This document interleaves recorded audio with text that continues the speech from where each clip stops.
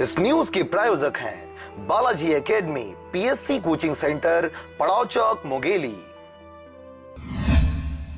बरसात के मौसम आते ही गांव और शहरों में पानी की निकासी की समस्या सामने आने लगती है। इन्हीं समस्याओं से बचने के लिए बरसात के पूर्व ही नाली की साफ सफाई करवाई जाती है, ताकि बरसात के दिनों में लोगों के घरों व सड़कों पर पानी न भरे।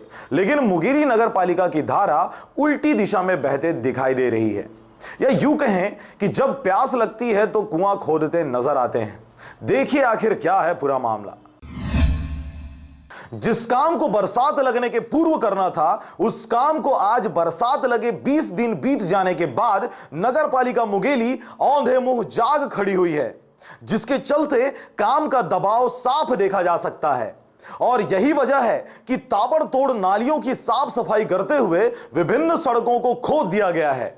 ताजा मामला है विनोबा वार्ड का, जहां बीते दिनों नाली की सफाई करने के लिए सड़क को खोद दिया गया था और बाद में इसे यह कहते हुए नहीं भरा गया कि बरसात में बारिश हो रही है, जिसके कारण सड़क पाटने का काम नहीं हो सकता।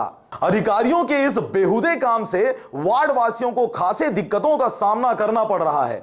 स्कूली बच्चों सहित तमाम कामकाजी लोगों को इस तालाब रूपी सड़क को समय बेसमय पार करना पड़ रहा है। अब देखने वाली बात यह होगी कि नगर पालिका के अधिकारियों को खोदे गए सड़क को बनाने की याद कब तक आती है, और आती भी है या नहीं। तुरंत बनना चाहिए भैया, नाली हमारे आ जाए परेशानी है।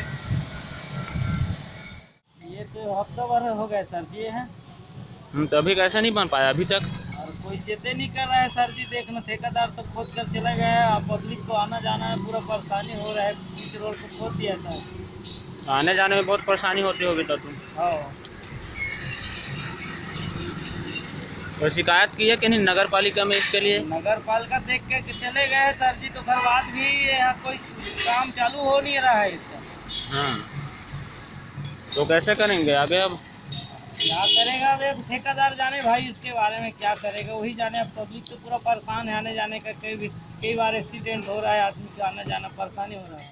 मुंगेली से मोहन पटेल के साथ विनय राज बांधड़े की रिपोर्ट, आरजे रमजाजर।